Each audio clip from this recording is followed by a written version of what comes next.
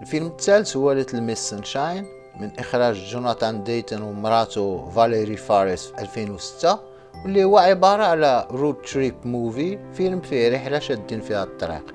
والقصة دايرة على أوليف اللي ستلعب الدور ديالها أبيغيل بريسلين، واللي هي طفلة عندها 7 سنين ترشحت للمشاركة في ليتل ميس سانشاين، مسابقة الجمال ديال البنيسات غتكون من بعد يومين في كاليفورنيا، وهي ساكنة في جوايا لاريزونا والطريق بعيدة. اوليف اللي متحمسه لهاد الكونكور وكتوجد ليه من شحال هادي غادي تقنع عائلتها اللي خصها تحضر ضروري، واللي فيها كاع الافراد كل واحد عايش في عالم وكاع ما مسوقين. بوا ريتشارد اللي تيلعب الدور ديالو غريغوري كينر بروف دو موتيفاسيون كي مونك دو موتيفاسيون وفيه الهضره بزاف. موا شيري اللي تتلعب الدور ديالها انطونيا كوليت مشغوله مع المشاكل النفسيه ديال خوها فرانك اللي تيلعب الدور ديالو ستيف كارل.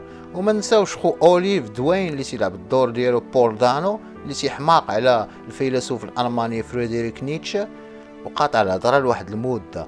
وجدهم ادوين هوفر اللي تيلعب الدور ديالو الان اركن، واللي هو اونسيان كومباتون ديال الدوزيام غير مونديال معصب وكثير فيه النقير، وهو اللي دايها في اوليف والحلم ديالها وتيوجدها للمسابقه. هاد العائله المشلضه غادي تتفق باش تساند اوليف، وغادي يشدوا الطريق كاملين على متن واحد الكومبي فولكسفاغن، واحد الفان فولكسفاغن قديم.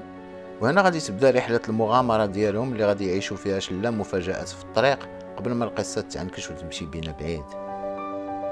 ليتل ميس سانشاين فيه واحد لاكريتيك لديك العالم ديال مسابقات الجمال ديال البنيسات اللي تيجردوهم من الطفوله ديالهم وتيجعلوهم تيفكروا في المظاهر والمكياج وشكون اللي حسن من شكون، ورجعوهم بحال شي مونيكات، في حين خاصهم مازال يلعبوا ويحنقزوا ويخدموا ليماجيناسيون ديالهم ويعبروا على السعاده اللي فيهم اون طون كونفون بحال كيكبروهم قبل الوقت.